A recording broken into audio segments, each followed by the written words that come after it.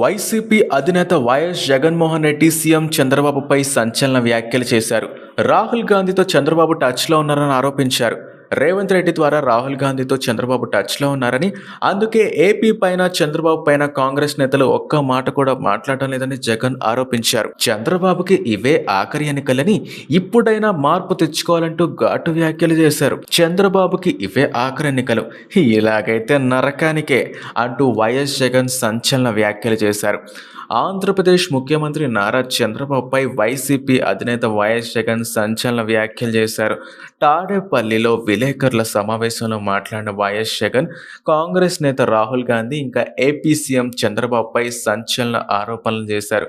Telangana CM Revanth Reddy ద్వారా Chandrababu hot లైన్లో కాంగ్రెస్ అధిష్టానంతో టచ్లో ఉన్నారంటూ వైఎస్ జగన్ ఆరోపించారు.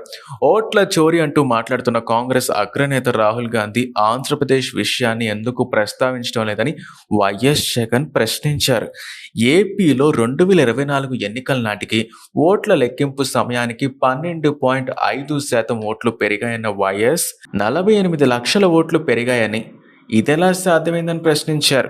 ఏపీ కాంగ్రెస్ ఇన్ఛార్జ్ మాణిక్యం ఠాకూర్ చంద్రబాబు గురించి ఒక్క మాట కూడా ఎందుకు మాట్లాడటం లేదని వైఎస్ జగన్ ప్రశ్నించారు.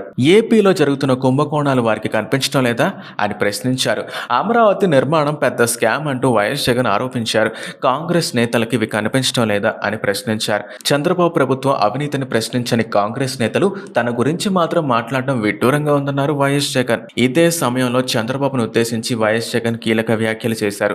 ముఖ్యమంత్రిగా ఉన్నావు, నీ జీవితానికి బహుశా ఇదే ఆఖరి ఎన్నికలు కావచ్చు.